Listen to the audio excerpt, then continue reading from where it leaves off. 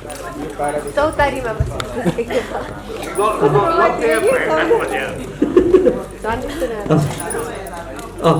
अब यो यहाँ यसरी बसिराखेको बेलामा माइक पनि मैले यसरी नै पास गर्दै जाउँ कि क्या हो? राजन भाइले त बोलिहाल्नु त राजनेता अगाडि खिच्नु हो भने त हाम्रो के हुन्छ सुरुमै बोलिसक्यो मान्छे। अब यहाँ गौरी दिदीबाट मैले सुरु गरेँ। फोटो खिच्ने भ्याइयो?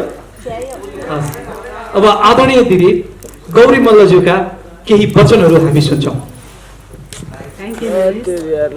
सर्वप्रथम यहाँ उपस्थित सबै पत्रकार भाइ बहिनीहरूलाई चाहिँ मेरो एकदम हृदयदेखि स्वागत छ। अनि विनोद दाईलाई हरि दाई स्पेसली गेस्ट भएर एकदम स्पेसल गेस्ट उहाँहरू आजको। अनि निर दाई उहाँहरूलाई पनि हृदयदेखि स्वागत गर्न चाहन्छु। अनि सबै महानुभावहरूलाई आजको यस कार्यक्रममा म आफ्नो तर्फबाट पनि स्वागत गर्न चाहन्छु। मलाई खास मैले यो फर्स्ट टाइम हेरेँ हो, मलाई एकदम डर लागिराखेको थियो। मैले हेर्ने भनेर सबैले भनिरहेको थियो, हेर न हेर, नाइ म हेर्दिनँ, नाइ म हेर्दिनँ, मलाई एकदम डर लागिराखेको छ भनेर मैले हेरेको थिइनँ। तर वास्तवमै एकदमै राम्रो बनेको रहेछ। यो आजको कुरा भयो। अब योभन्दा अगाडि सुटिङ हुनु अगाडिको कुरालाई स्मरण गर्दाखेरि चाहिँ राजन भाइले फोन गर्नुभयो, दिदी एउटा गीत छ गर्नुहुन्छ भनेर। अनि फेरि अब म्युजिक भिडियो भनेपछि म एकदमै धेरै त्यति नखेलिराखेको मान्छे। अनि उहाँले भन्नुभयो, दिदी अपोजिटमा मदन राई हुनुहुन्छ। मैले हुन्छ म गरिहाल्छु। अनि गीत त सुन्नु छैन, अनि गीत सुन्दै गरौँला, तर मलाई चाहिँ फेरि ननिकाल्नुहोस् है। गीत सुन्दै गरौँला, त्यो भाव चाहिँ आएको थियो। पछि दाइले अनि कुरा भयो भाइसँग, अनि कुरा भयो दाइले गाना सुन भनेर गाना पठाउनु भयो दाइले। गाना सुनेपछि त असाध्यै नै रमाइलो लोक फ्लेभरको मिठो मिठो शब्दहरू, मौलिक शब्दहरू भएको गीत मलाई लागिराखेको थियो। पिक्चराइज चाहिँ कसरी हुन्छ, किनभने अब यो त एकदमै छमछम नाच्नुपर्ने गीत छ, अलि रमाइलो टाइपको छ, कस्तो किसिमको कन्सेप्ट छ, कसरी गर्न लागेको हो भनेर। तर जब राजेश अनि सन्तोष भाइहरूसँग भेट भएपछि उहाँहरूले जब क्लियर गर्नुभयो एउटा हस्बेन्ड एन्ड वाइफको एउटा रमाइलो माया प्रेम लाई दर्शाइएको छ दिदी भनेपछि म ढुक्क भएर अनि ल त्यसो भए म छम मजाले नाच्छु। अनि दाइलाई हेरेर मलाई जोस आउने, मलाई हेरेर दाइलाई जोस आउने। किनभने मैले अलि अगाडि पनि भनेको थिएँ, जब मान्छेमा कहिलेकाहीँ एउटा आपद आइलाग्छ अथवा जीवनमा अनएक्सपेक्टेड कुरा हाम्रो जीवनमा आउँछ, जो बुद्धिमान मान्छे हुन्छ, जो सकारात्मक सोच लिएर अगाडि बढेको मान्छे हुन्छ, उसले त्यही कुराबाट सफलता हासिल गर्छ। त्यसको ज्वलन्त उदाहरण मदन दाइ। उहाँको जीवनमा यति बेला कतिपय कुराहरू हामीले देखेका कुरा त छँदैछन्, नदेखिएका कति पाटोहरू होला, तर उहाँलाई हेर्दा यस्तो लाग्छ कि धिक्कार छ मेरो जीवन, उहाँबाट केही सिक भन्ने चाहिँ त्यस्तो भाव चाहिँ आउँछ।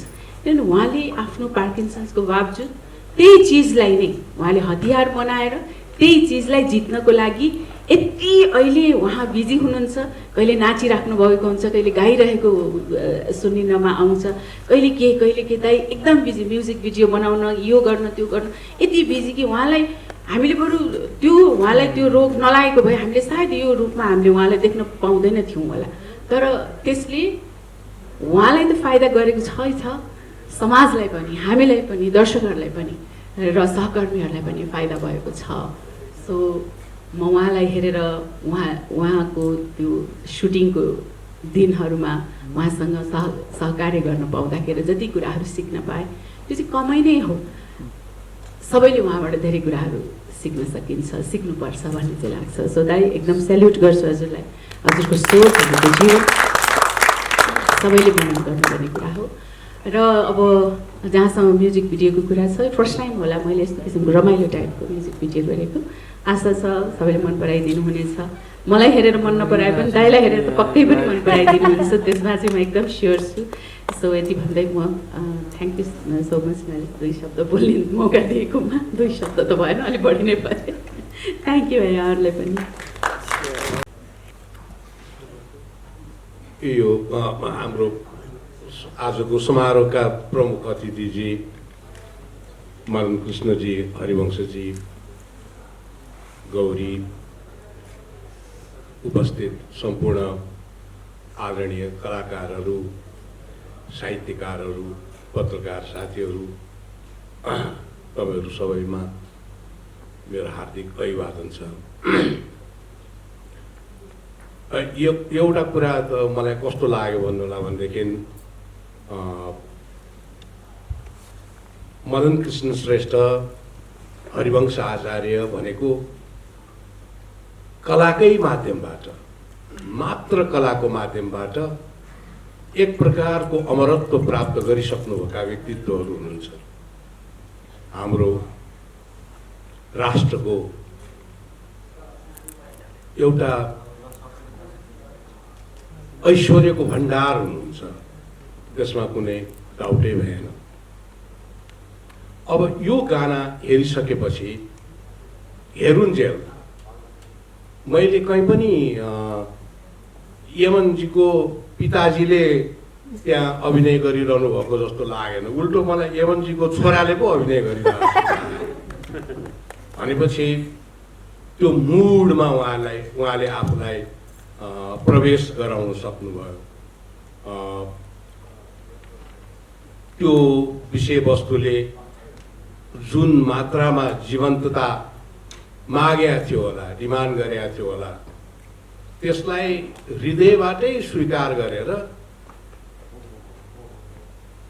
त्यो जीवन्तता प्रदत्त दृश्यमा त्यसका भावनाहरूलाई रूपान्तरित गर्नका लागि उहाँ सक्षम हुनुभयो। त्यो भनेको अभिनयद्वारा प्रस्तुत गर्न सकिने कलाको असाध्य माथिल्लो श्रेणी हो। त्यो माथिल्लो श्रेणीमा उक्लिसक्नु भएको कलाकार। आजको समारोह मेरो लागि चाहिँ एउटा कारणले गर्दाखेरि विशेष हुन गएको छ, जसबारे मैले भन्नुपर्छ भने जस्तो मलाई लाग्यो। त्यो भनेको विशेषतः 5 जना व्यक्तित्वहरू। सबैभन्दा पहिला मदन कृष्ण हरिवंश आचार्य। पहिलो दिन मैले उहाँहरूलाई जब देखेँ र उहाँहरूको चाहिँ मैले मदनजीलाई गीत गाउँदाको बेलामै देखेको हो सबभन्दा पहिला। भनेपछि मेरो उहाँसँगको परिचय एउटा गायकको रूपमा भएको हो। त्यो दिन त्यो व्यङ्ग गायन थियो। त्यो दिनदेखि हरिवंशजीले जब चाहिँ अभिनय लिएर प्रदर्शनहरू गर्न थाल्नुभयो, रूपकमा चाहिँ आफ्नो आवाज दिन थाल्नुभयो, त्यसरी चाहिँ मैले उहाँलाई चिनेको। उहाँ नृत्य गर्नुहुन्थ्यो। डान्सर हरिवंशका रूपमा मैले उहाँलाई त्यति नजिकबाट हेर्न पाइनँ। तर जुन दिनदेखि मैले साक्षात्कार हुन पाएँ उहाँहरूसँग, त्यही दिनदेखि नै उहाँहरू अद्वितीय प्रतिभाका धनी हुनुहुन्छ है भन्ने कुरामा म विश्वस्त भएको थिएँ।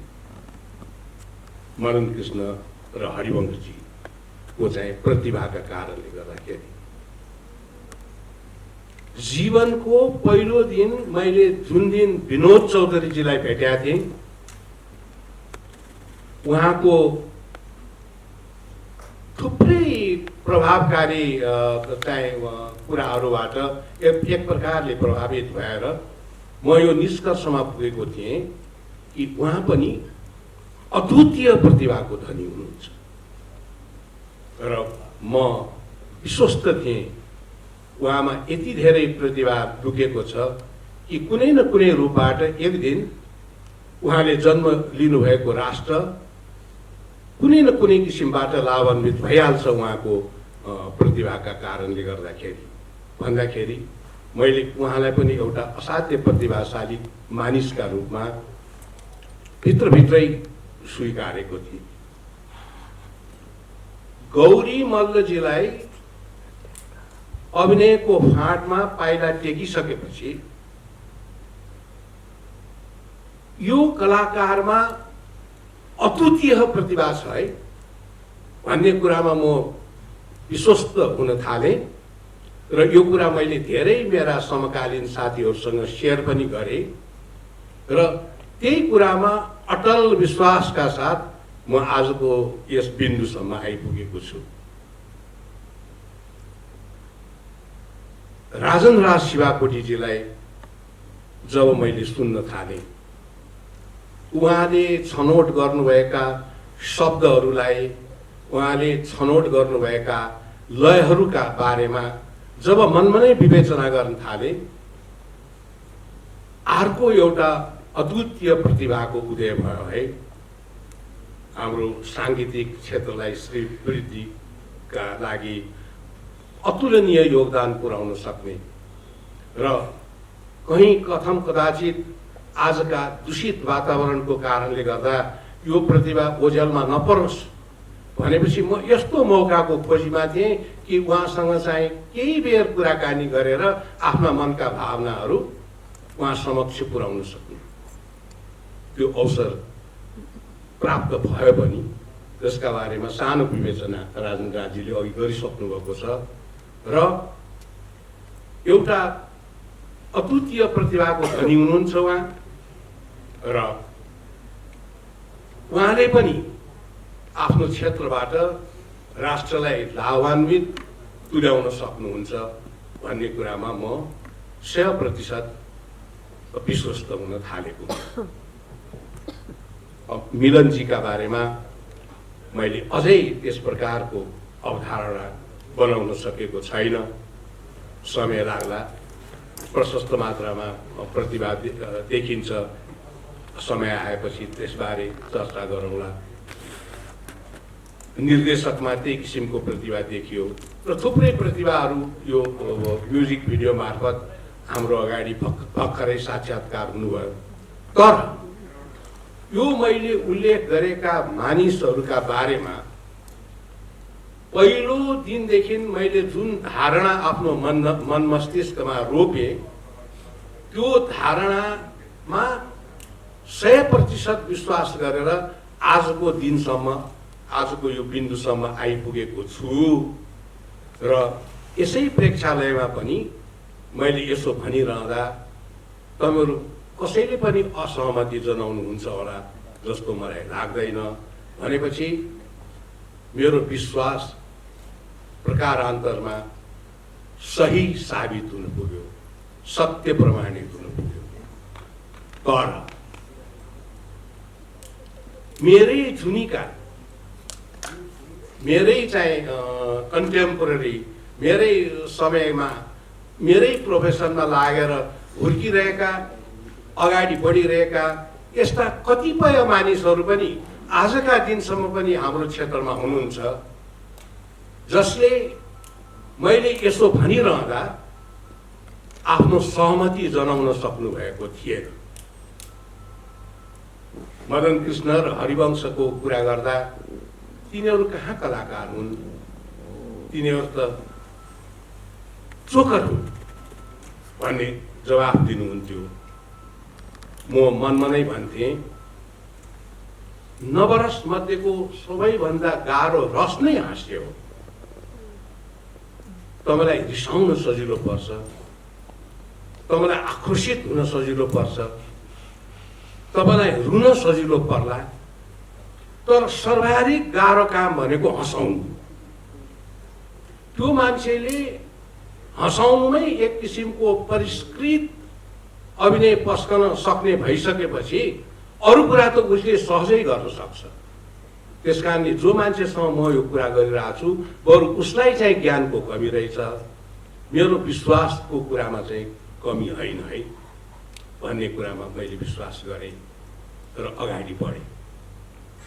विनोद चौधरीजीको सिलसिलामा त्यही कुरा भयो। उहाँका आलोचकहरूले एकजना सामान्य व्यापारी के ठुलो मान्छे हो सहजै बताउने गर्नुभयो। राजन राज शिवाकोटीजीलाई त्यो त लोक गायक गाइनी, बडा सजिलो छ आन्सर। तर म यसकारण यति धेरै खुसी छु कि मेरो विश्वास शाश्वत सत्यमा प्रमाणित भयो र मसँग त्यस बेला त्यसरी कुरा गर्ने मान्छेहरू अहिले तड्कारो रूपमा मेरो आँखामा पनि हेर्न सक्दैन। यो चाहिँ कलाको जित हो, कलाप्रतिको विश्वासको जित हो र कलाले आर्जन गर्न सक्ने शक्ति भनेकै यही। वास्तवमा मानिस आफ्नो जीवनको हरेक पाइलामा कुनै न कुनै कुराबाट इम्प्रेस्ड भइरहेको हुन्छ। कति इम्प्रेसनका बारेमा उसलाई ज्ञान हुन्छ, जस्तो हामीलाई लामखुट्टेले टोक्यो भने लामखुट्टेले टोक्यो भन्ने थाहा हुन्छ, तर हाम्रो आँखाले नदेख्ने कयौँ कीटाणुले पनि हामीलाई टोक्या हुन्छ, हामीलाई थाहा हुन्न, तर टोक्नु त टोकिरहेको हुन्छ नि। त्यसरी नै देखिने गरिकन चेतन मनबाट वा अवचेतन मनबाट थुप्रै किसिमका प्रभावहरू जीवनका हरेक पाइलामा पर्दै गएको हुन्छ प्रत्येक मान्छेको जिन्दगीमा। ती इम्प्रेसनहरूको सही एक्सप्रेसन नै सशक्त अभिनय कला। यदि तपाईको मनमा छाप परेको कुरालाई तपाईले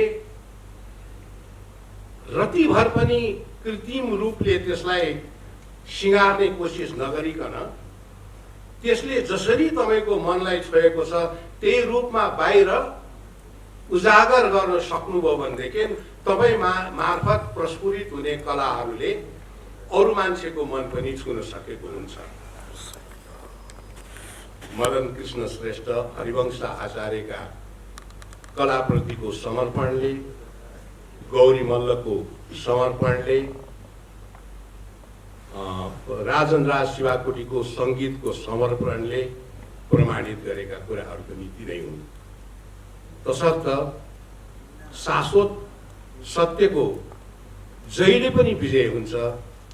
शाश्वत सत्यका विजयका दिनहरू हाम्रो राष्ट्रमा पनि प्रारम्भ भएको छ। यो खुसीको कुरा हो। यिनै कुराले गर्दाखेरि आजको दिन मेरो लागि विशेष हुन गएको छ। पुनः यस टिमका सम्पूर्णलाई हार्दिक शुभकामना व्यक्त गर्न चाहन्छु, बधाई भन्न चाहन्छु र यस्ता राम्रा कामहरूलाई निरन्तर अगाडि बढाउँदै लग्न सक्नुहोस् भन्ने कामना अभिव्यक्त गर्न चाहन्छु। Thank you very much. आदरणीय मदन दाई भाषामा आइपुगेका छु। दाइका आफ्ना कुरा।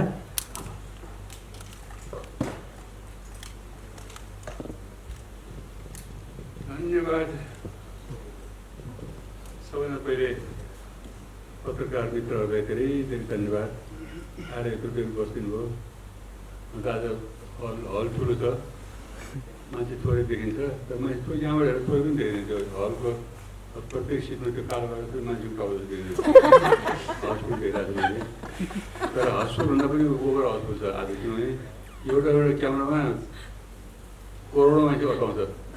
पावरफुल क्यामेरा भएको हुनाले संसार वर्ल्ड वाइड पुग्यो आज हामी यहाँ उभिएको। तपाईँले संसारभरि प्राइदिनु हुनेछ, त्यसलाई अर्को धन्यवाद छ।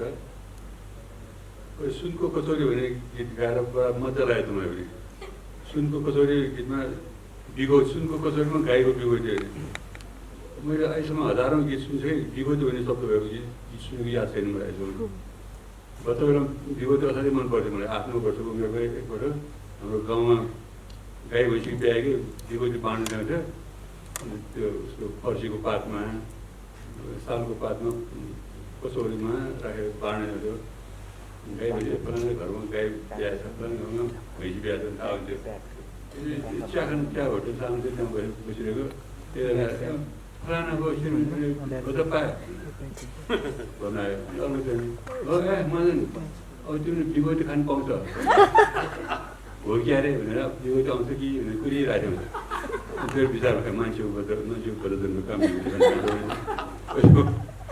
त्यसो मैले बिगोटी भनेर सुनको गाईको बिगोटी।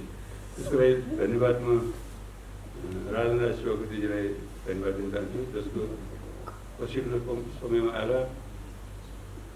देशको पपुलेसन 3 करोड, भ्युर्स चाहिँ 50 करोड आमामा। त्यो भन्दाखेरि हाम्रो गभर्मेन्ट एयरपोर्टको दायरा सुन्ने मैले त्यसपछि पपुलेसन 2 करोडमा त 2 करोड पनि पुगेको थिएन, हामी बढा 2 करोड भने होइन, पपुलेसन 2 करोड ल्याउँदा 33 करोड भने अरू सबै यस्तै हो। विनोद चौधरीजीलाई विशेष धन्यवाद दिन चाहन्छु। उहाँको उपस्थितिले यो क्षेत्रलाई नै उज्यालो बनाइदिनु भएको छ।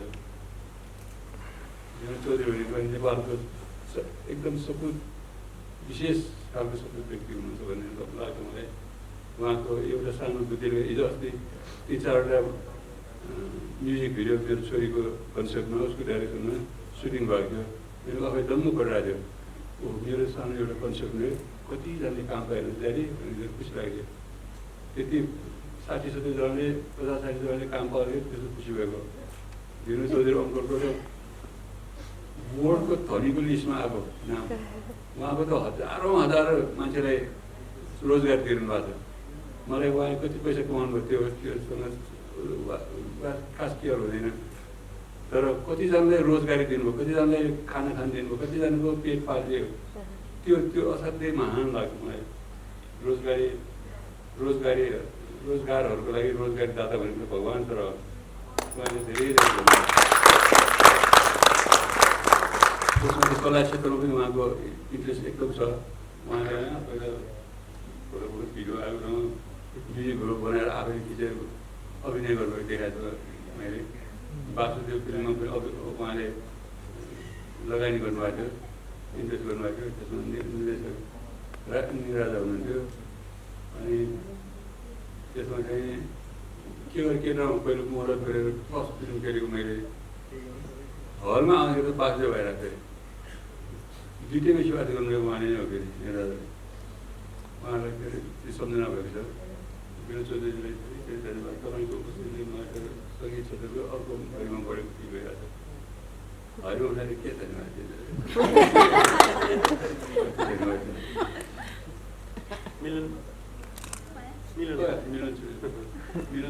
मिलनको स्वरहरू तपाईँले अलिक भइसक्यो भने नदोहोऱ्याउनु नदियो भने तपाईँसँग गीत गाउनु मन लागेको मलाई। तपाईँ एउटा नेवारी गीत गाउनुभएको थियो गजल, एकदमै राम्रो लाग्यो। मैले गाउँछु यस्तो हाई केटीहरूको स्वर कतिपय लो स्केलमा हुन्छ, उहाँको असाध्यै हाईमा छ। अब हरिमसँग गाउने बेलामा राजालाई भन्छु मलाई त सुनको कजल गाएको त सुनको कचौरीमा गाएको बिगौती गरेर सुनको घाँटी यसरी गाउनु गएको तर गाउँदा पनि पुग्यो। हरिमलाई चाहिँ मैले मेरो स्कुलमा डबल बढाइनु गाउँछु। अनि अर्को विशेष धन्यवाद भनेको हाम्रो राजेश कुमार राई, जसले यसको कन्सेप्ट र निर्देशन गर्नुभयो। यसको निर्देशनमा गिटार म्युजिक भिडियो खेली फुलबुटे साडी टपक्क पार्टी उहाँको निर्देशनले मलाई गीत क्षेत्रमा अगाडि सबैको अगाडि राम्रो ध्यान तान्ने बनाइदिनु भयो। यसमा पनि राम्रै भएको भन्ने लाग्छ मलाई। यो पार्किन्सनको मैले अरूले तारिफ गरोस् नगरोस् मलाई चाहिँ खुब तारिफ गरेको थियो सुटिङको दिनमा। अरू कारण पार्किन्सन छ मलाई। पार्किन्सन भने म त्यहाँ हिँड्न त गाह्रो छ, फटाफट जान सक्छ, सानो पाइमा त सक्दिनँ, फुटै उठ्दैन मेरो। यस्तो अवस्थामा 71 वर्ष कटिको उमेरमा पार्किन्सनको बावजुद त्यसरी नाचेको भने आफै तारिफ गरिरहेको भयो। काम सबै फिजियोथेरापीहरूलाई ल भनेर औषधिहरूलाई भन्दै मनमा नै त्यसरी उठेको थिएँ। र कतिपय पछिल्लो सर्टहरूमा उहाँ उभिनु गाह्रो भयो। अनि बसी आइदिनु यसरी अनुहारले मात्र एक्सप्रेसनले मात्र नाचेको जस्तो लाग्छ मलाई। उता हात हरिरहेको थिएन, त्यही थाहा हुन्छ। हात र अनुहारको एक्सप्रेसन गएको। पार्किन्सनले एक्सप्रेसन पनि खान्छ फेरि। पार्किन्सन रोगलाई अर्को के मास डिजिज पनि भन्दो रहेछ। यस्तै जस्तो अनुहारको एक्सप्रेसन जान्दै हो। जस्तो अरू सुपर बसेर 0 एक्सप्रेसन हुन्छ भने 0 माइनस हुन्छ। म हाँसेकै थियो, हाँसो भन्छ, हाँसिरहेको हुन्छ, हाँसेको थाहा टेक्दैन। हाँस्नु जब किन ठुलो किन रिसाउनु भयो भने यस्तो हाँसेको बल्ल हाँसेको रहेछ। त्यो हाँसेको म हाँसेको होइन क्या यसमा गयो, त्यो चाहिँ हाँसेको जस्तो देख्दो रहेछ। यति भन्दै मेरो 2 शब्द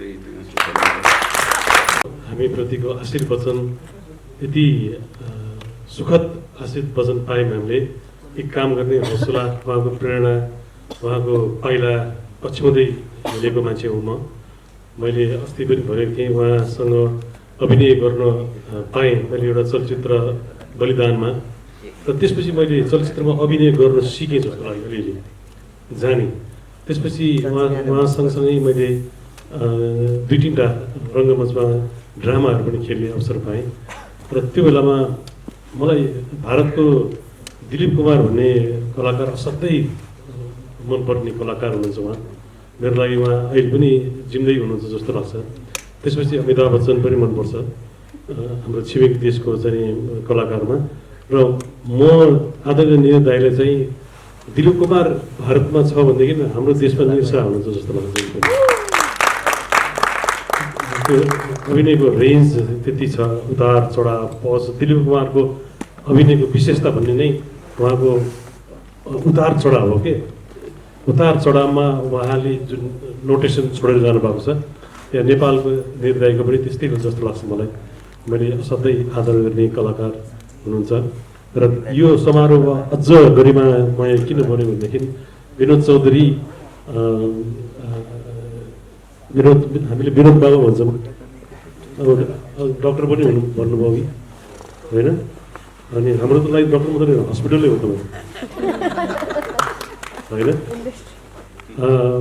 साँच्चै कि गर्व लाग्छ कि नेपाल भनेको सबैले गरिब मुलुक भनेर चिन्छन्। र त्यो गरिब मुलुकमा बाट पनि विश्वलाई प्रतिनिधित्व गर्ने एकजना फोर्स म्यागजिनमा चाहिँ धनी व्यक्तिको रूपमा विनोद चौधरीजीले प्रतिनिधित्व गरिदिनु भएको छ भनेपछि नेपालमा गरिब मात्रै हुँदैन, धनी मान्छे पनि हुन्छन्, उद्योगपति पनि हुन्छन् भन्ने उहाँको एकजनाको नामले पनि नेपालको गरिमा बढेको छ। र अघि मदन दाइले पनि भन्नुभयो हजारौँ हजार मान्छेलाई रोजगारी दिनुभएको छ। एउटा मान्छेले रोजगारी पायो भनेदेखि उसले 5 जना परिवार पाल्छ अरे। र उहाँको व्यापार चाहिँ अन्तर्राष्ट्रियकरण हुन पुगेको छ।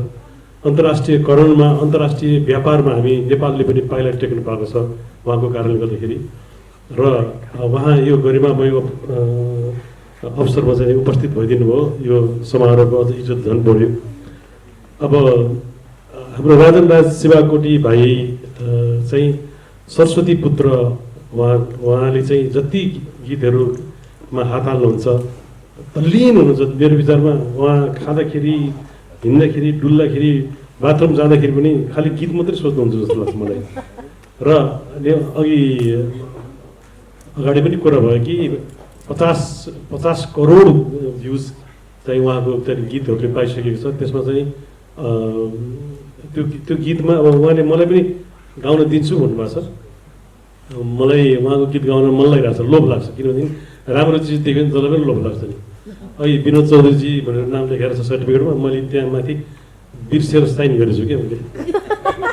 मलाई लोभ लाग्यो, म पनि विनोद चौधरी जस्तै हुन्छु कि क्या हो, झुकेर गरेको पनि साँच्चीमा परिणत हुन्छ कि जस्तो लोभ लाग्छ पक्कै पनि होइन। राजन भाइले मलाई पनि एउटा उसमा सम्झिन्छु भन्नुभएको छ। त्यो अवसर मैले चाँडै प्राप्त गर्छु जस्तो लाग्छ। र म्युजिक भिडियो असाध्यै स्तरीय बनेको छ। र निर्देशक जसले निर्देशन गर्नुभएको छ फुलबुट्टे सारी, यो भन्दा अगाडि पनि निर्देशन गर्नुभएको छ। यो पनि त्यही रिस्युमा जान्छ जस्तो लाग्छ मलाई। राम्रो होस्। र गौरीजीसँग मैले अभिनय गर्ने अवसर पाएको थिएँ लोभी पापी चलचित्रमा। अनि गौरीसँग लभ गर्नलाई म त्यो बेला अलिक यङ थिएँ क्या। केटी मान्छेहरू छोयो क्या, जिउ सिरिङ हुन्थ्यो। गौरीले छोदाखेरि मलाई म नर्भस भएर अहिले त हुन्न अब, किनभने मेरो पनि उमेर गइसक्यो, तपाईँको उमेर गइसक्यो। अहिले त हो तपाईँले छुँदाखेरि कस्तो मलाई नर्भस जस्तो हुन्थ्यो कि। अब अहिले त सबै सेल्सहरू नै छिप्पिसक्यो।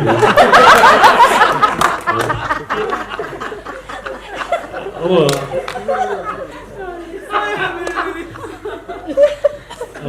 प्रदीप भट्टराईले चाहिँ अस्ति एउटा चाहिँ यो कोरोनाभन्दा अगाडि एउटा चलचित्रको सुटिङ गर्ने भन्ने कुरा गर्नुभएको थियो। अनि गौरी मल्ल र मलाई 2 जनालाई चाहिँ पेयर बनाउने भन्नुभएको थियो। अनि मैले त्यो बेलामा गौरीले छुँदाखेरि जुन नर्भस भएको थिएँ, अब त मजाले अँगालो मारिदिन्छु जस्तो लाग्यो। घरको मान्छे नरिसाउने गरेर। र अभिनयको प्रतीक हो गौरीमल भनेको। मलाई त्यस्तो लाग्छ कि हाम्रो देशको चाहिँ अब सबै अब भारतीय कलाकारसँग किन दाँजेर हेर्नु, तर एउटा दाँच्न मन लाग्यो मलाई अनुहार पनि मीना कुमारी जस्तो लाग्छ। र अभिनयको रेन्ज पनि असाध्यै राम्रो अभिनयको रेन्ज भएको कलाकार हुन्छ। मदन दाईको त म कुरै गर्दिनँ। त्यो मदन दाईको चाहिँ त्यो यो गीतमा पनि यस्तरी गाउनु भएको छ कि स्वर मजाले पुगेको छ क्या। स्वर नपुग्ला कि भनेर लाग्छ। जस्तो पार्किन्सनको कुरा गर्दाखेरि अलिकति पक्कै पनि सबै चिजमा असर गर्छ त्यसले, तर ठ्याक्कै रेन्जमा पक्कै हेर्नु भएको छ। राजनजीले तानेर लगेर टङ्गै हानिदिनु भएको रहेछ। गीत राम्रो छ, एकदम राम्रो गीत छ। र मिलन नेवार बहिनीसँग चाहिँ दाइले गाउनु भएको छ। दाइले भन्दा भाइले पहिले गाइदिए कोदोको रोटी होइन। अहिले चाहिँ एकदम छ कि अहिले टिकटक चाहिँ 80,000 बढी टिकटक बनिसकेको छ कोदोको रोटी होइन। त्यसमा मैले बहिनीसँग गाउने अवसर पाएँ र दाइसँग पनि बहिनीको आवाज जोडियो। अब हामी पूर्ण भयौँ सबै। र अब नरेश भाइको के कुरा गर्ने, अब हामीलाई चाहिँ आश लाग्छ हाम्रो गीत बजाइदिन्छ कि भनेर। त्यसै अलि फर्काउनु मन लाग्छ। तर तपाईँको त्यो साथी, एउटा साथी जीवन साथी प्रोग्राम छ नि, त्यो साँच्चीकै राम्रो प्रोग्राम हो। म आउँछु। साथी चाहिँ बाहिर गएको छ मेरो साथी। त्यसमा चाहिँ अब मैले कलाकार साथी नलैजाने, कलाकारभन्दा बाहिरको साथी हुन्छ नि कोही, त्यस्तो साथी थियो। साथी ठ्याक्कै बाहिर गएको बेला परेछ। मैले मेसेज गरिसकेको छु, आउन साथै म आफै आइहाल्छु, फोन गर्छु। र समारोह गरिमामय भयो। हाम्रो पत्रकार भाइहरू सबै यहाँ आदरणीय कविज्यूहरू, अनि रविन्द्र भाइ हुनुहुन्छ, रविन्द्र पुरीजी निस्किनु भयो जस्तो। उहाँको चाहिँ त्यो उहाँको चाहिँ मन्दिर हो जुन ठाउँमा हामीले सुटिङ मन्दिरले सुटिङ गर्नुभयो। उहाँ चाहिँ नेपालको पुरानो बिग्रिएको चाहिँ पुरातात्विक घरहरूलाई खोज्दै बनाउँदै निर्माण गर्दै गर्नुहुन्छ। र अहिले चाहिँ पर्यटन उद्योगमा उहाँको एकदमै ठुलो नाम छ। र यो दार्चा मेरै जिल्लामा उहाँले चाहिँ एउटा चाहिँ रिसोर्ट बनाउनु भएको छ। त्यो रिसोर्ट चाहिँ अहिले हालसालै बनाउनु भएको हो। यो हालसालै बनाए पनि उहाँले पुरानै शैलीमा बनाउनु भएको छ। र उहाँले बनाउनु भएको त्यस्तो घरहरू धेरै भइसक्यो नेपालको लागि। र आज अब के भन्ने सिद्धु विनोद बाबुलाई मिटिङ जानु छ कि। अनि यति भन्दै म नेपाली काङ्ग्रेसका उपाध्यक्षज्यूलाई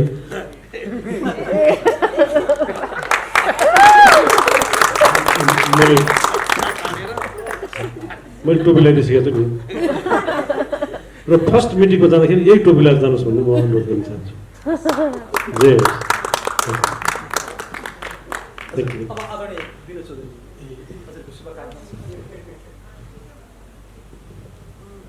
धन्यवाद हरिवंशजी।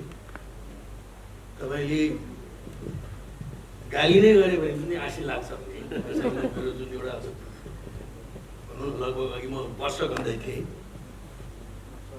वासुदेवको निर्माणताका हाम्रो भेदभाव हो जस्तो लाग्छ मलाई। 39 वर्ष भएछ। 2039 सालको कुरो रहेछ। 39 वर्ष भएछ।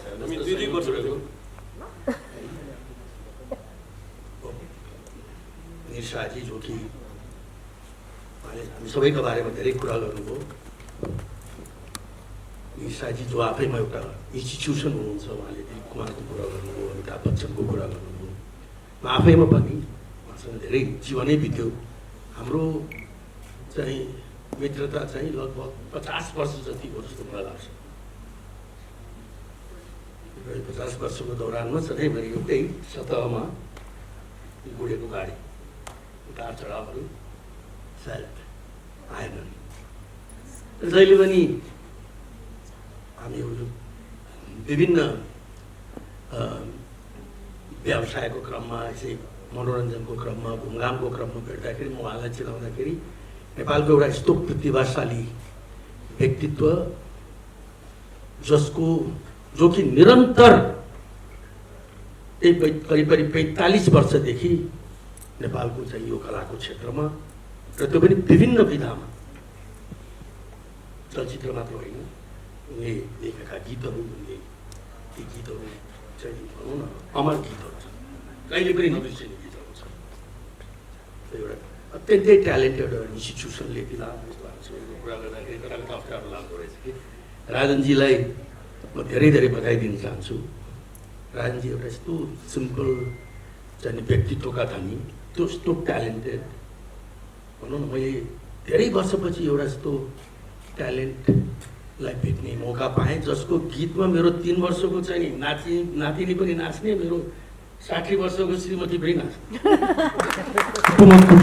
होइन।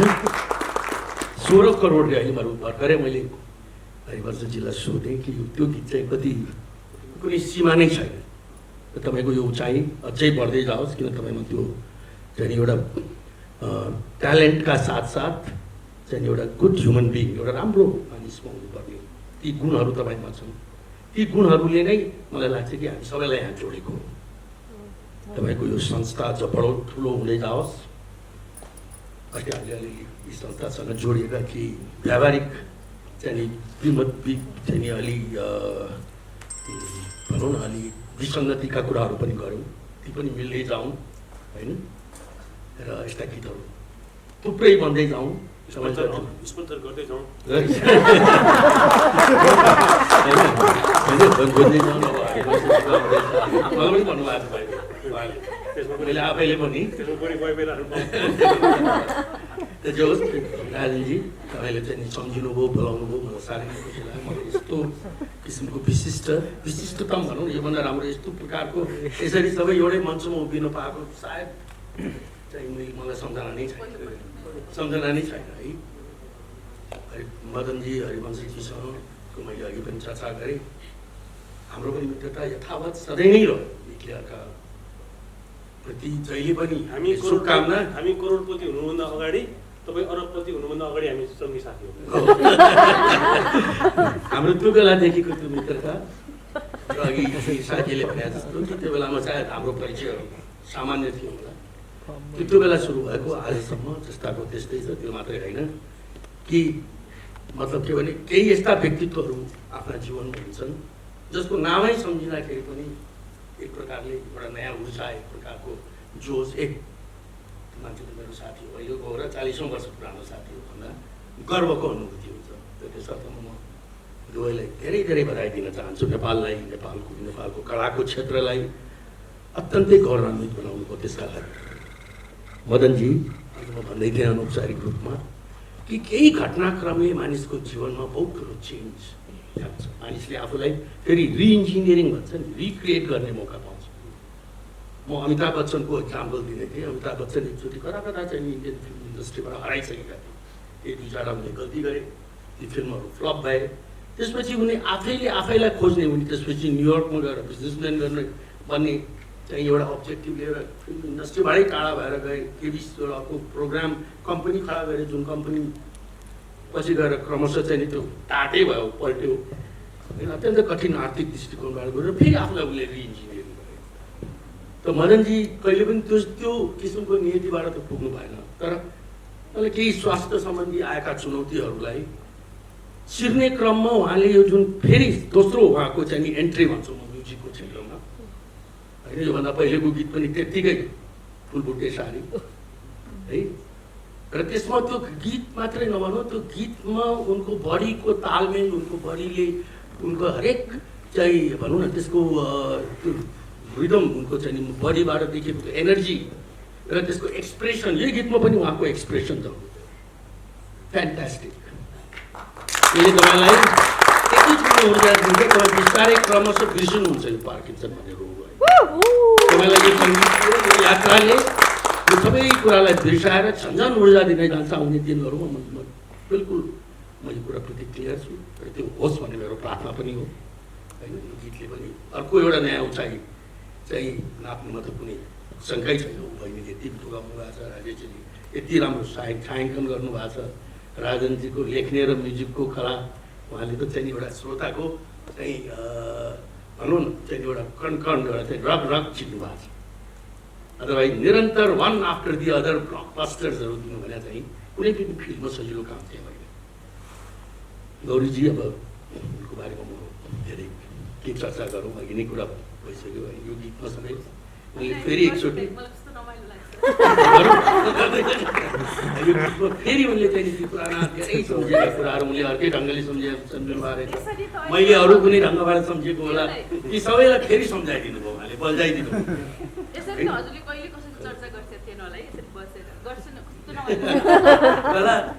मलाई के लाग्छ भन्नु होला भने कि मानिसमा त्यो प्रतिभा भन्ने कुराको कुनै उमेर हुँदैन र प्रतिभा भन्ने कुरा कुन रूपबाट छल्किन्छ।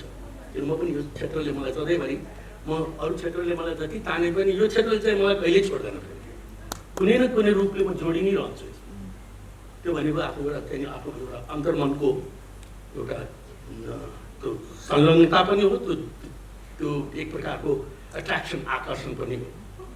त अघि हाम्रो भाइले उद्घोषणको क्रममा चाहिँ नि दाइलाई फेरि पनि यो फिल्डमा हेर्न पाऊँ भने म यो फिल्डमै छु।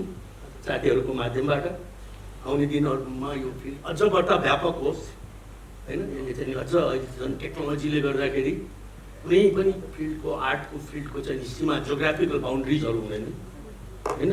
नेपालमा एक त अरू यसै पनि नेपालीहरू विश्वभरि फैलिसके, नेपाली नै मात्रै भए पनि कुनै सीमा छैन भनेपछि कलाकारको लागि ल्याङ्ग्वेज भनेर चाहिँ कुनै एक्सप्रेसनको र कुनै लिमिटेसन होइन। यो फिल्डले पनि अझ बढ्ता व्यापकता लिँदै जाओस् र त्यसमा हामी सधैँ नै कुनै न कुनै रूपबाट संलग्न हुन सकौँ। व्यावसायिकताले यो क्षेत्रलाई अर्को तहमा पुऱ्याओस् होइन। नेपालले यस्ता यस्ता किसिमका चाहिँ कृतिहरू दिन सकोस् कि जो कुनै दिन गएर चाहिँ नि अस्करमा समेत त्यसले आफ्नो स्थान बनाउन सकोस्। त्यो सम्भव छ, हुनसक्छ। नेपालमै आएर सुट गरेको निर शाहजीको आफ्नै चाहिँ प्रत्यक्ष सहभागितामा र उनको निर्देशनमा बनेको क्याराभन होइन, त्यसले कतिवटा चाहिँ नि अवार्ड्स जितेको नोमिनेसन त भएको थियो नि। 5 सेक्टर्समा नोमिनी भएको त्यो फिल्मको कथा, फिल्मको पात्र, फिल्मको सुटिङ नेपालमै भयो। त्यस अर्थमा सपना भनेर ठुलो पर्दछ होइन। नेपालमा कुनै ट्यालेन्टको कमी छैन र यिनै कुराहरू भनिकन राजनजीलाई फेरि एकचोटि धन्यवाद दिँदै अब मैले त्यो एक्सपेक्ट पनि गरेको थिएँ। ती मेरा नजिकका मित्रहरू जोसँग पुरा जीवनै बित्यो उहाँहरूको साथमा उभिने बस्ने त्यो माया स्नेह र सम्मान चाहिँ साट्ने जोड्ने मौका जोडाइदिनु हो, त्यसको लागि धन्यवाद दिँदै यहाँहरू सबैलाई एकदम सुस्वास्थ्यको कामना गर्दै यहाँहरू सबैलाई मिडियाका साथीहरूलाई सबै हाम्रा चाहिँ कलाकार क्षेत्रका ट्यालेन्टेड यी प्रतिभाहरूलाई नमन गर्दै म बिदा हुन चाहन्छु। सरले एउटा उत्तर दिएर जानु होला प्लिज। विनोद सर एउटा उत्तर दिएर जानु होला हजुर, एउटा उत्तर दिएर जानु होला प्लिज। एउटा क्वेसन छ मेरो प्लिज। उहाँले भनेको त्यसलाई म फ्लिप गर्ने हो होइन, त्यसलाई म माइक दिनु होला प्लिज। तपाईँ यत्रो अरबपति भएर कतिको खुसी हुनुहुन्छ? उहाँहरूले अरबपति हुने धनी हुने सोच बनाइराख्नु भएको छ कलाकारहरूले होइन। म पनि तपाईँ जस्तै हुन पाऊँ भन्नुभएको छ। तपाईँ चाहिँ कतिको खुसी हुनुहुन्छ भनिदिनु होला कृपया सबैलाई। होइन हेर्नुहोस्, यो के भने उनको चाहिँ त्यसको नापतोलले मान्छेलाई खुसी बनाउने होइन। तपाईँ कुन बाटोबाट उभिएर त्यो ठाउँमा पुग्नु हो र त्यसको प्रयोग कुन कामको लागि भइरहेको छ। किनकि अरब भन्नुहोस्, खरब भन्नुहोस्, करोड भन्नुहोस्, त्यो एउटा केवल एउटा चाहिँ मापदण्ड हो। मैले भने नम्बर हो, मैले पहिले पनि यो कुरा भनेको छु। तर त्यो कुन साध्यको लागि प्रयोग भइरहेछ त्यो साधन, त्यसले मानिसलाई चाहिँ नि अन्ततगत एउटा खुसीको र चाहिँ नि सन्तुष्टिको अनुभूति दिने हो। त म जति आफ्नो भनौँ न आफ्नो चाहिँ नि सीमित चाहिँ समय मसँग जुन छ, मलाई लाग्छ कि यसको सदुपयोग मैले गर्नमा कुनै कसर राखेको छैन। चाहे त्यो कलाको क्षेत्र होस्, सांस्कृतिकको क्षेत्र होस्, उद्यम व्यापारको क्षेत्र होस्, त्यस अर्थमा चाहिँ म पुरा सन्तुष्ट छु। धेरै धेरै धन्यवाद यहाँलाई। अब यहाँ बस्नु पर्यो, मिलन यहाँ बस्ने, हजुर पनि एकछिन यहाँ बस्नु पर्यो बिचमा। अब यहाँ मिलनले विनोद चौधरीजी भन्दा म कम धनी सम्झिनु म आफूलाई। र त्यो कारण पनि भनिदिनु होला। तपाईँ सबैको माया पाएर नि हरिमोहन सरले म विनोद चौधरी सर जस्तै बन्न चाहन्छु भन्दै हुन्थ्यो अघि होइन, किन भन्नुभएको सर? म भाइ जस्तो नि हुन चाहन्छु। मान्छे सबैसँग मिल्न पाऊँ भनेको मलाई त्यस्तो विनोदजी भनेको एउटा छुक हो। एउटा विनोद चौधरीजीको एउटा छुकले गर्दाखेरि मान्छेले हजारौँ मान्छेलाई रोजगारी पाएर छ। मैले पनि त्यसरी नै धेरैलाई रोजगारी दिन सक्छु कि भन्ने मेरो आशा हो। त्यति हो। जस्तो निर शाह सर निर राजा हजुर जस्तो यहाँले धनको व्याख्या कसरी गर्नुहुन्छ? टेलिफोनमा भरेको सोरे भन्नु हजुर अब यो कार्यक्रम चाहिँ पहिला सकाउन है, पहिला पहिला मिलनको केही कुरा राखौँ न। एउटा दिइहाल्नु त्यो एन्सर अनि के को धनको व्याख्या कसरी गर्नुहुन्छ? धनको अब खै कसरी गर्ने? अब धनको व्याख्या अब धन धन भने के भने खै राम्रोसँग थाहा भएन होइन। यो प्रश्न अघि विनोदजी छँदै विनोदजीलाई गर्नुभएको भए हुन्थ्यो होला। अनि केही न्यूनतम आवश्यकता परिपूर्ति गर्नका लागि नि नभई नहुने एउटा साधन हो। म त्यसलाई त्यति प्राथमिकतापूर्वक हेर्दिनँ।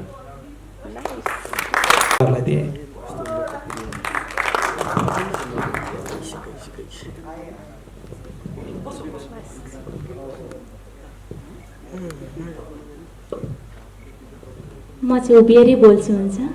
म एकदमै सानो मान्छे हो हजुरहरूको अगाडि र बोल्नु पनि खासै आउँदैन, धेरै गाउनु मात्रै आउँछ अलिअलि। नेवारी त झनै आउँदैन, अलिअलि 2-4टा शब्द मात्रै आउँछ, गाउनु चाहिँ आउँछ। ओके, सर्वप्रथम एक्चुली श्रेष्ठ हो, तर आसाममा चाहिँ सबैजनाले एउटै नै लेख्नुहुन्छ नेवार। सबै जो जे भए पनि नेवार र पनि थप्छ। हजुर एउटै हो, दुईटै अर्थ। ओके, सर्वप्रथम प्रमुख अतिथिज्यू भर्खरै उहाँ जानुभयो र साथै हाम्रो सबै प्रमुख अतिथिज्यू विशिष्ट व्यक्तित्वहरूमा मेरो धेरै धेरै नमस्कार र पत्रकारज्यूहरू हजुरहरू यहाँ उपस्थित भइदिनु भएको छ। एकदमै खुसी लागेको छ हजुरहरू सबैजना आइदिनु भएको छ। धेरै धेरै हजुरहरूलाई पनि स्वागत एवं धन्यवाद दिन चाहन्छु र साथै सबै अतिथिज्यूहरूमा सबैमा नै धेरै धेरै धन्यवाद आज यो कार्यक्रममा सहभागिता जनाइदिनु भएकोमा। र विशेष मेरो जिन्दगीको सायद भन्नु जाँदाखेरि तेस्रो पानामा प्रवेश गरेको छु म। मेरो पनि हिजो भर्खरै सोध्दै हुन्थ्यो इन्टरभ्यूमा होइन केही कुराहरू, र मेरो जीवनको तेस्रो पाना भन्दाखेरि के होला त भन्ने भयो होला सायद। मेरो पहिलो पाना इन्डियाको आसाममा जन्मे नुनाइखुटी भन्ने गाउँमा गणेश श्रेष्ठ नेवार मेरो बुवा, अम्बिका श्रेष्ठ नेवार मेरो आमा। उहाँको कोखबाट जन्मेपछि मैले त्यही परिवारमा त्यही मैले गीत सङ्गीतको मेरो पहिलो पाना चाहिँ सुरु भएको हो 5 वर्षको उमेरबाट नै। र त्यसपछि त्यहाँको स्ट्रगल एउटा नेपाली कला संस्कृतिलाई कति सक्छु आफूपट्टिबाट एउटा योगदान आसाममा रहेर पनि आफ्नो योगदान दिँदै केही हदसम्म कतिसम्म दिनु सके मैले थाहा भएन। त्यसपछि मेरो बुवाले भन्नुभएको थियो आफ्नो पुर्खाको माटो तिमीले चिन्नुपर्छ। मेरो पुर्खा हुनुहुन्छ सङ्खुवा सभाबाट खाटबारी, र मेरो बुवाले भन्नुभयो तिमीले आफ्नो पुर्खाको माटो चिन्नुपर्छ पहिले, र त्यहाँबाट मेरो अर्को एउटा पाना सुरु भयो जुन कि सेकेन्ड भन्न चाहन्छु त्यो। र मेरो स्ट्रगल अर्को एउटा सुरु भयो जहाँ कि मिलन एल्बम एउटा लिएर म नेपालमा आएँ र मेरो पुर्खाको माटोलाई चिन्ने कोसिस गर्दैछु, अझै पनि गरि नै रहेछु। र कतिसम्म मैले गीत सङ्गीतमा गर्नु सकेँ मलाई थाहा छैन, म त सिक्दैछु, एकदमै सानो एउटा तुच्छ एउटा साधक हुँ गीत सङ्गीतको। आज हजुरहरूबाट मैले एउटा मात्रै पनि 1% मात्रै पनि ममा सायद हजुरहरूबाट प्रत्येकजनाबाट एउटा मात्रै पनि गुण ममा अलिकति पनि मात्रै आए पनि म आफैलाई एकदमै भाग्यमानी सम्झिनेछु र म भाग्यमानी हुनेछु र जिन्दगीमा सायद त्योभन्दा अरू केही पनि चाहिँदैन मलाई। र विशेष मेरो श्रोता दर्शकले मलाई जति पनि माया दिनुभएको छ र यो साथ सहयोग सधैँभरि आशीर्वाद पाइराखेको छु अहिलेसम्म। र तेस्रो पाना मेरो सुरु हुन्छ फुलबुट्टे साडी फिमेल भर्सनबाट, दोस्रो पानामा गाला रातै जहिलेसम्म संसारमा स्लोली स्लोली भन्ने जस्ता गीत थियो भने पहिलो पानामा कालो धुवा उडाउँदै थियो भने अहिले तेस्रो पानामा आएर मेरो फुलबुटे साडीबाट स्टार्ट भएको छ। हिँड्दै जाँदाखेरि बाटोमा लडिन्छ, धेरैपल्ट लडेको छु होइन। लड्दै उठ्ने क्रममा मेरो तेस्रो पाना जुन यो सुरु भएको छ त्यसमा मैले भरपुर साथ सहयोग पाएको छु। आफ्नो मान्छे र अप्ठ्यारो समयमा मैले मान्छे परिस्थितिमा अप्ठ्यारो परिस्थितिमा चिन्ने एउटा मौका पाएको छु। मानिसहरूलाई चिन्ने मौका दियो जिन्दगीले र त्यसरी नै अघि बढ्दै गएँ। र त्यो बिचमा मैले यति विशिष्ट लिजेन्डरी जो कि मैले म उहाँहरूको विषयमा सायद बुवाबाट सुरु गरौँ। एउटै माइक गाउन सकिन्छ कि सकिँदैन भने शङ्का लाग्दैन। सुनको कचौरीमा गाईको बिगौती, सुनको कचौरीमा गाईको बिगौती, मायाले दिएको किन खाउमा, मायाले दिएको किन खाउमा। उनको कचौरीमा झिलझिल सितारा, उनको कचौरीमा झिलझिल सितारा, मायाले दिएको लौकी भलाउमा, मायाले दिएको लौकी भलाउमा। कल्ले बुझ्यो खै हजुर कल्ले बुझ्यो खै, माया जालमा परेको कल्ले बुझ्यो खै। Thank you so much. र यता अझैसँग अब कोदोको रोटी एउटा जान्छ।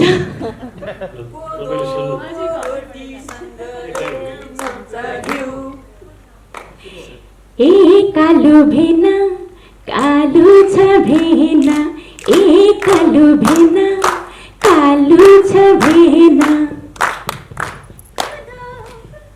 कोदोको रोटीसँग एक चम्चा घिउ, कोदोको रोटीसँग एक चम्चा घिउ, अनुहार डाँडे पनि बलियो छ जो, अनुहार डाँडे पनि बलियो छ जो। कोहीसँग लेन छैन देन, श्रीमतीको भाइको म कालो भेना, लाउन पाएको छैन ह्याङ्गरको कोटा, रोप्दैछु आजकल ओखरको बोटा।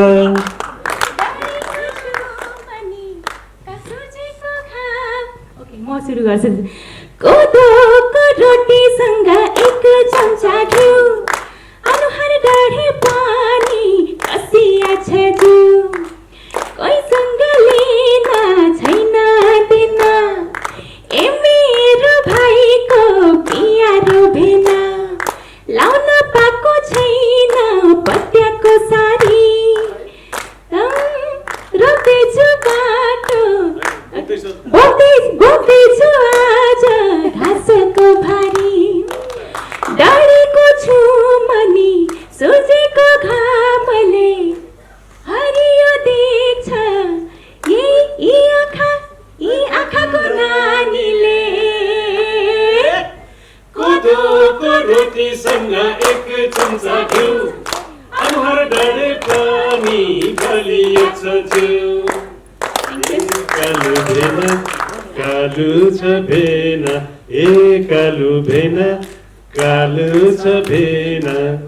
मृगले मागन खायो कस्तुरी बास आयो, मैमाया जालमा परेको कल्ले बुझ्यो खै, कल्ले बुझ्यो खै हजुर कल्ले बुझ्यो खै, मैमाया जालमा परेको कल्ले बुझ्यो खै। Thank you so much. Thank you.